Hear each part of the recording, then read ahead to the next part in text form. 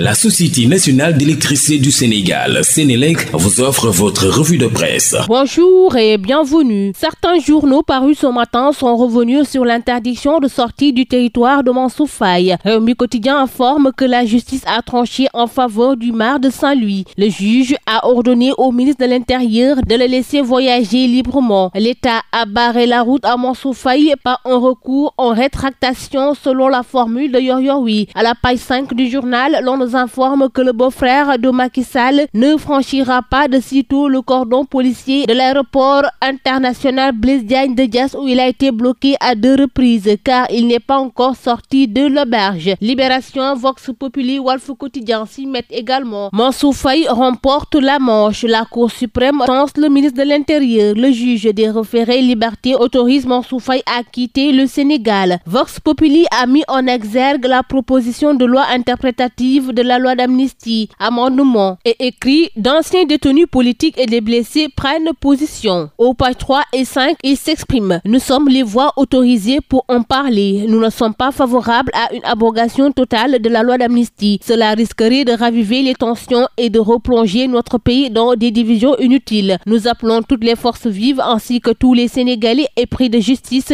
à soutenir cette proposition de loi. Il est essentiel que notre pays rompe avec la culture de l'impunité et établissent des bases solides pour une véritable réconciliation nationale. Un autre sujet qui intéresse les journaux ce samedi, il s'agit des concertations État-syndicats. Walf Quotidien, 24 heures, Sud Quotidien révèle que le G7 est sur le pied de guerre pour des revendications non satisfaites. Ndongo Sarr du CUSEMS de dire nous souhaitons alerter sur un certain nombre de décisions prises par le gouvernement qui risquent de nous valoir des difficultés dans le système. Lors de notre dernière rencontre avec le Premier ministre, il avait promis des concertations sectorielles approfondies avec tous les acteurs concernés. Pourtant, nous constatons que ces discussions n'ont pas été inclusives. Nous avons voulu alerter et dénoncer tout cela et nous prendrons nos responsabilités car notre rôle est de défendre les revendications de nos camarades. La division de la cybersécurité frappe au cœur de TikTok, affiche Libération qui évoque les avortements sécurisés par injection, la vente de pilules d'hymen artificielles. Sous le manteau de Dr Ndiaye, un couple établi à Guédiawaye proposait des avortements par injection à 140 000 francs CFA et des pilules d'hymen artificielles à 40 000 francs la pièce. Vendues par centaines depuis 2021, les capsules Blood permettent de simuler la perte de la virginité au moment du rapport sexuel en provoquant un saignement artificiel. Au Kadié de dire au début, la majorité des achats étaient effectués par des femmes, mais depuis un an, des couples viennent acheter le produit en toute complicité. Elle et son époux Péa Ndiaye ont été déférés au parquet hier pour exercice illégal de la pharmacie, importation de médicaments sans autorisation, détention et vente de produits de santé non homologués, mise en danger de la vie d'autrui, atteinte à la santé publique des citoyens. L'Observateur s'est intéressé à la fausse histoire de l'ado violé et les millions récoltés, faisant allusion à l'escroquerie à grande échelle sur Facebook.